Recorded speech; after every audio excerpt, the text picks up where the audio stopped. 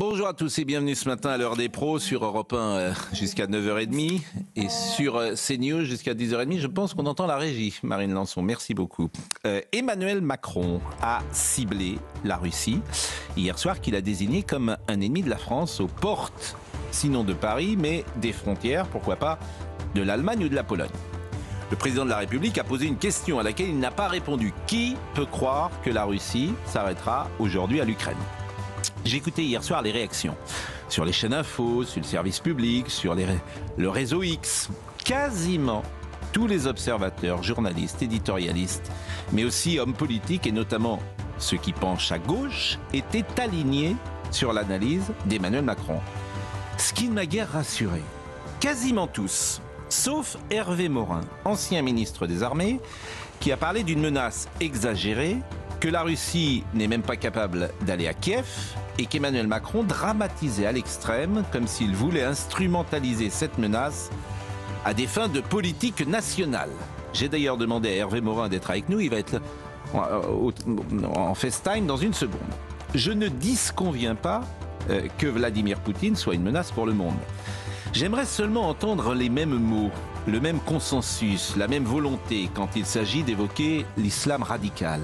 Et je pensais hier soir aux propos de François Fillon, que j'ai lu dans l'hebdomadaire Valeurs Actuelles. La Russie, qui après 3 ans de guerre piétine en Ukraine, est une menace infiniment moindre que celle de l'islam radical, cette idéologie pernicieuse qui prospère désormais sur une grande partie de notre territoire. Hier, Donald Trump disait que Poutine est prêt pour la paix, quand Emmanuel Macron affirmait qu'il était prêt pour la guerre.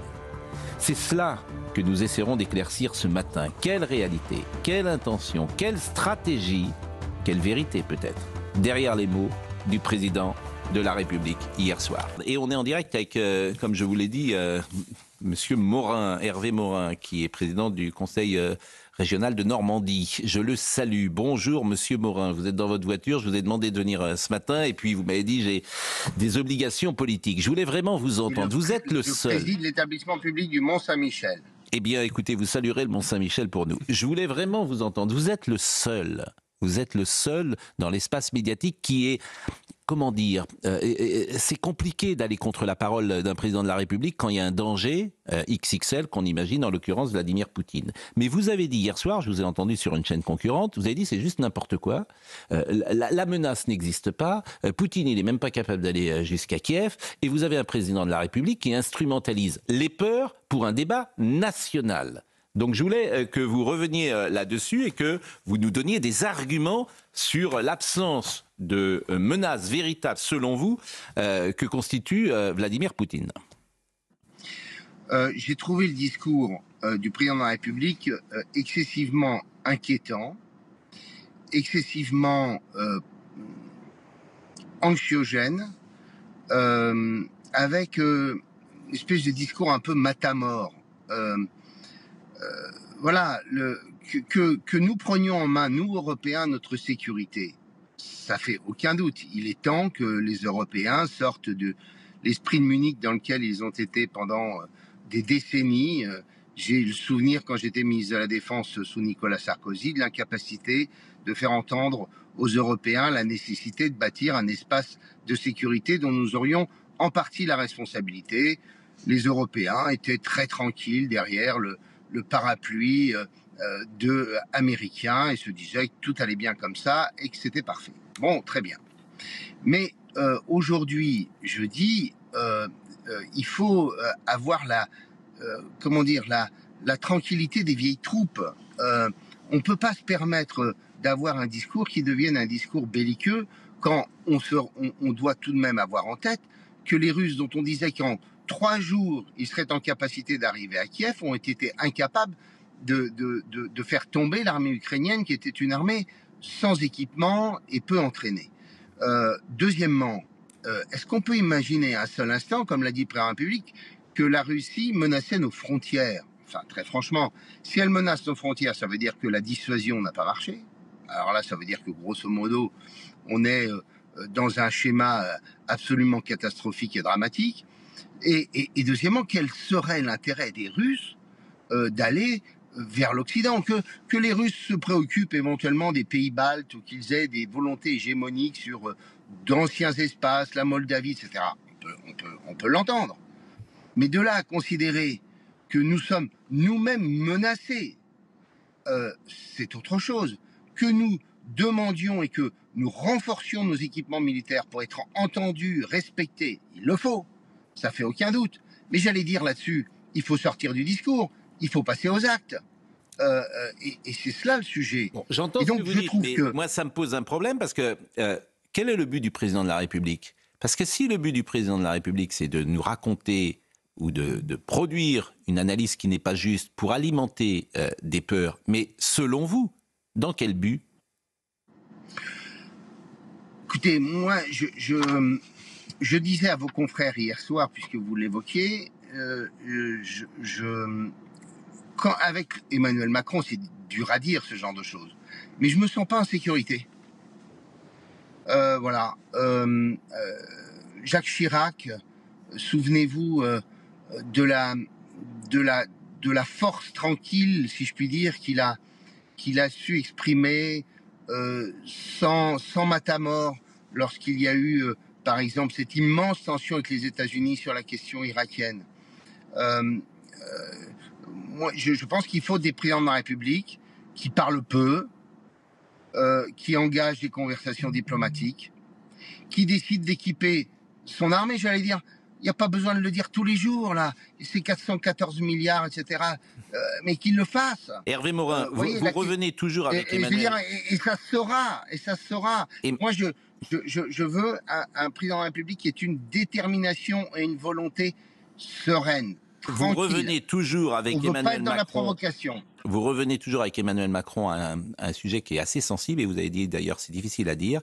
Vous l'avez exprimé avec vos mots, et je pense qu'il y a beaucoup de gens qui partagent votre avis ou qui ont ce sentiment, je me sens pas en sécurité. Et là, on arrive à la psychologie d'Emmanuel Macron. Et on en arrive toujours finalement à qui est Emmanuel Macron. Et ça, c'est un sujet vraiment essentiel, que les Français parfois perçoivent. Et dont ils ont parfois peur. On a reçu sur ce plateau la semaine dernière Étienne Campion qui a fait un livre qui s'appelle Le président toxique. Bon, on en arrive à la psychologie. Bon, c'est toujours délicat d'aller sur ce terrain. Mais ce que vous dites, je l'entends parce que beaucoup de gens l'entendent également. Bon, qui peut croire que la Russie s'arrêtera aujourd'hui à l'Ukraine? Vous pensez par exemple que vous l'avez dit, pays baltes, mais c'est quand même une menace pour les pays baltes. Oui. Bon, ça peut s'entendre. Mais Pascal Praud, pardon. Mais effectivement... Excusez-moi. Je vous en prie. Mais la menace des pays baltes, c'est une réalité. Mais de dire la menace à la frontière de la France, c'est pas la même chose. Bon. Et pardon, le discours quasiment de Valmy, je retrouvais « La patrie a besoin de vous et de votre engagement ». Attendez, on n'est pas en train de lever la troupe en masse, là. Oui, mais toute la presse quotidienne régionale ce matin, et je suis avec Olivier de Lagarde, le confirmera, toute la presse quotidienne régionale est sur cette ligne-là ce matin. C'est-à-dire que ce matin, à l'Élysée, il dit « j'ai réussi mon coup ». Mais effectivement, il y a quelque chose qui est parfois perçu par certains, comme vous, par une forme d'instrumentalisation ou de manip.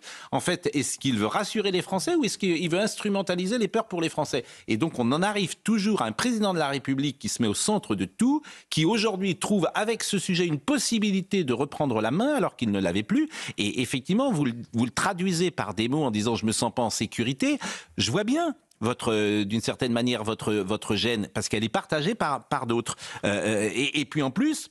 on s'aperçoit qu'effectivement le président de la République est parfois très fort sur certains sujets, et sur l'islam radical, on ne l'entend pas de la même manière. Je disais, j'aimerais que tout le monde parle de Poutine comme... j'aimerais qu'on parle de l'islam radical comme on parle de Vladimir Poutine, ce qui n'est pas le cas. Et je citais effectivement, et je vais le reciter, la phrase de François Fillon, « La Russie, qui après 3 ans de guerre piétine en Ukraine, est une menace infiniment moindre que celle de l'islam radical, cette idéologie pernicieuse qui prospère désormais sur une grande partie de notre territoire. » Et ça, les Français le perçoivent également. Écoutez, tout ce que je peux vous dire, c'est que j'ai eu par le hasard de la vie, puisque pour partir, j'ai eu beaucoup de route pour aller au Mont-Saint-Michel, j'ai 2 maires qui m'ont appelé.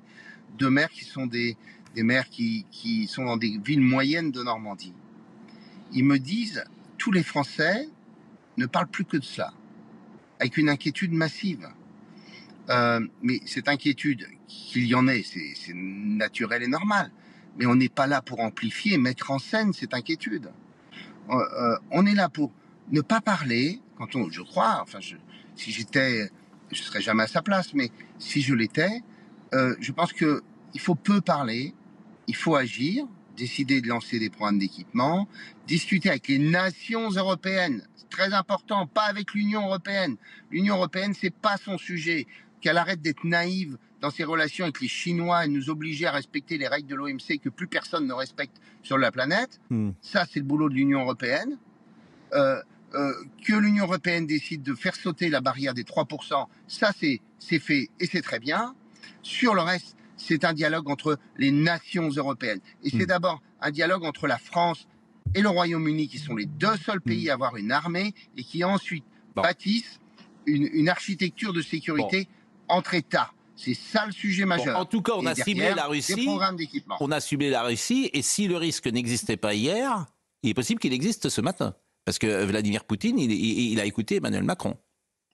Oui, je suis du même avis que vous. Je pense que j'ai été mal à l'aise en entendant ce discours hier soir. J'ai été mal à l'aise. Je me suis dit, mais là, on est sur des choses sur lesquelles il ne faut pas se tromper, où il faut avoir... on n'est pas dans la mise en scène, quoi. On est dans un dialogue géostratégique qui doit se faire dans le secret des chancelleries. C'est cela.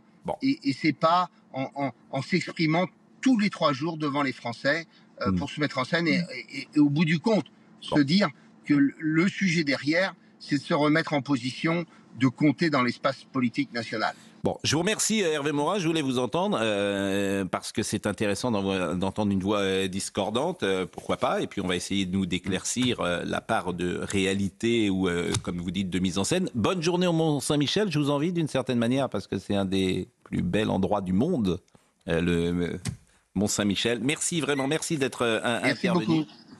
Merci beaucoup, et peut-être que le paradoxe de cette intervention hier, Olivier de Lagarde, c'est que, si j'ai bien compris, il a acté aussi le plan de paix de Donald Trump. Donc, si j'ai bien compris, hier soir, d'une certaine manière, Emmanuel Macron a aussi lâché Zelensky. Parce que, souvenez-vous, on ira jusqu'au bout, il faut que l'Ukraine gagne, etc. Et hier soir, il accepte le plan de paix de Donald Trump. Nous sommes d'accord. On va voir ça. Vous avez vu que la rumeur, c'est que Emmanuel Macron, avec le Premier ministre britannique, pourrait accompagner Zelensky à Washington, justement, pour signer ce fameux accord sur les terrains. Pour en revenir à ce que disait Hervé Morin, et je trouve qu'effectivement, ça fait du bien d'entendre un peu une parole un petit peu posée dans ce débat qui s'enflamme. Et ce matin, vous le disiez, hein, toute la presse est comme un seul homme derrière Emmanuel Macron, qui a réussi son coup. Alors, vous parliez de la presse de province. Moi, ce qui m'a le plus surpris, c'est un journal comme Libération, quand même, qui...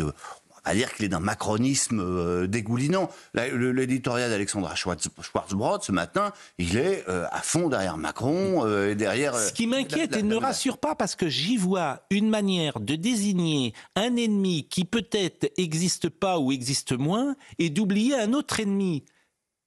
Et cet autre ennemi, c'est l'islam radical. Donc je vois un transfert d'ennemis, et je vois précisément... dans ces interprétations-là, une manière de changer d'ennemi. Vous voyez ce que je veux dire ? Je pense qu'il y a quand même deux choses. Il y a quand même 2 choses. Il y a le coup politique d'Emmanuel Macron. Ça, c'est certain. D'ailleurs, c'est relevé par tout le monde. Finalement, il nous refait le coup du Covid et il reprend la main, quoi. Il le fait bien, d'ailleurs, dans ce cadre-là. Et puis, il y a la réalité de cette menace. Et c'est vrai que la menace, elle est quand même, elle existe, parce que c'est vrai que la Russie se réarme de manière très importante. C'est vrai que la nouvelle doctrine américaine, elle pose problème.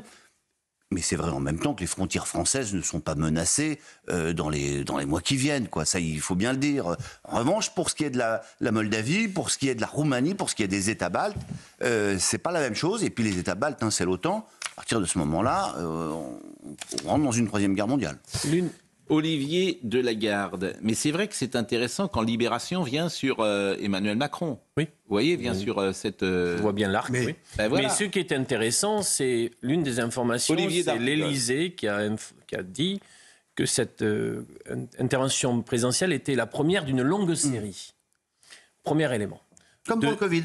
Deuxième élément, la question est en effet ce matin, l'édito en traite, un clivage politique qui se dessine sur une question, la Russie de Poutine représente-t-elle un danger ou pas? Un danger pour notre pays, puisqu'il dit une menace pour la France et pour l'Europe. Bien évidemment, là je rejoins, les troupes russes ne sont pas à Sedan, mais si on regarde ce sujet depuis Helsinki, on le traite différemment, bien évidemment. Il faut voir la manière dont les Finlandais prennent cette question. Ce qui me préoccupe, c'est que la technique des peurs et de la sidération ne permet pas de penser et permet de mener des opérations politiques d'une autre nature, justement avec une technique de diversion. J'ai souvenir qu'Emmanuel Macron a été élu en 2022 sans véritable campagne européenne sur le dossier ukrainien. Et je me demande s'il ne veut pas aujourd'hui, pour le coup, relancer son quinquennat crépusculaire, avec en effet cet effet drapeau que vous avez traité ce matin, permettant toutes les opérations. Vous vous demandez? Oui, je le sais. Et c'est ça, je vous assure, c'est très compliqué. La position d'Hervé Morin, vous l'avez compris quand il a dit « je me sens pas en sécurité », c'est des mots, on n'est plus sur des mots politiques. On est sur un autre domaine. Ressenti, oui. Voilà, on est sur un autre domaine. On est sur une inquiétude de quelqu'un qui gouverne ce pays et peut-être avec des ambitions ou des volontés masquées, dissimulées, qui peuvent nous inquiéter. Oui, bien sûr. Mais c'est sa psychologie. Hein. Non, je pose la question. Pascal, pose la question. Alors, moi, je ne suis pas un spécialiste. Je pose la question. Je me dis, Vladimir Poutine l'a écouté hier soir. Oui, bien sûr. Bien sûr, c'est important quand même ce que je dis. Veux dire, il a ciblé. Vous vous rendez compte, Vladimir Poutine, il l'a écouté hier soir, ce qu'il a entendu? Mais est-ce que vous avez souvenir Est-ce qu'il avait besoin d'Emmanuel Macron pour se mettre dans la tête des menaces qui existent peut-être déjà chez lui? Je veux dire, Emmanuel Macron, on n'a pas tellement... Philippe Bilger. On n'a pas tellement l'occasion de dire du bien de lui. Et en ce qui me concerne, certes, je ne suis pas un spécialiste de la géopolitique, mais il m'a semblé relativement cohérent. Et cette dramatisation, est-ce qu'elle n'est pas une manière de lutter subtilement contre une forme de lassitude collective? J'ai l'impression qu'en France, on commence à en avoir assez de l'Ukraine, de Zelensky, du sentiment qu'on ne parvient pas à appréhender la gravité de cette guerre, ni la réalité de la menace russe.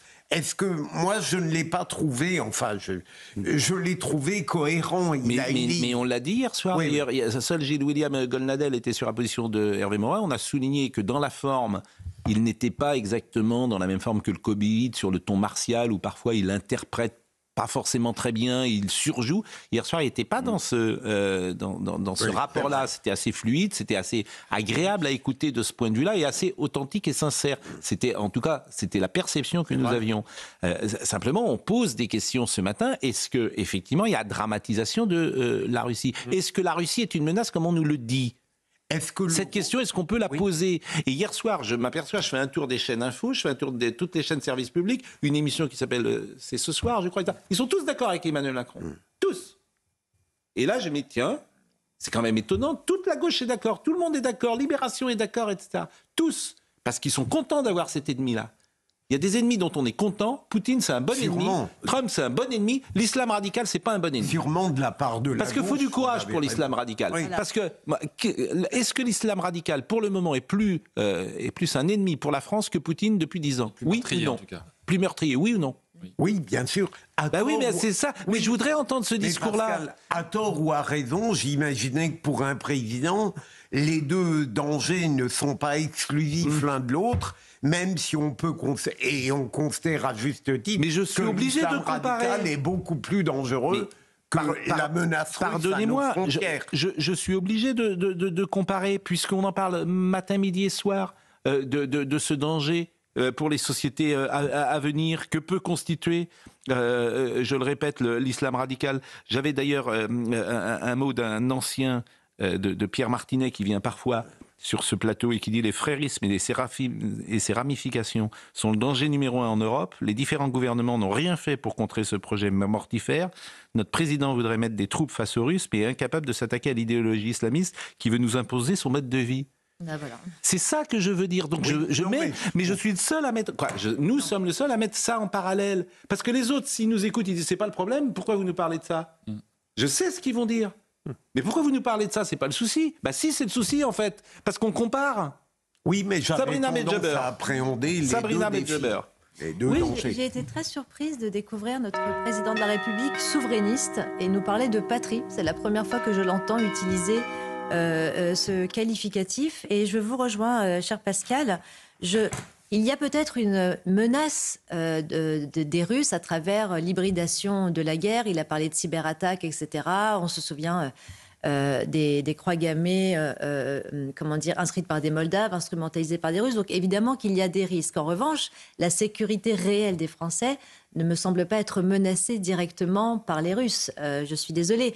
Les menaces aujourd'hui qui pèsent sur nous, ce sont nos femmes qui ne peuvent plus sortir dans les rues habillées comme elles le veulent, ce sont nos enfants qui sont menacés à l'école, nos professeurs qui sont décapités, nos enseignants qui ne peuvent plus enseigner, l'islamisme qui fait rage, l'immigration criminogène, la submersion migratoire dont parle François Bayrou. Donc la première menace, en réalité, elle est bien différente que celle des Russes. Et je suis heureuse de découvrir que Emmanuel Macron s'est souvenu du mot frontière. Il serait peut-être temps d'aller protéger aujourd'hui nos frontières.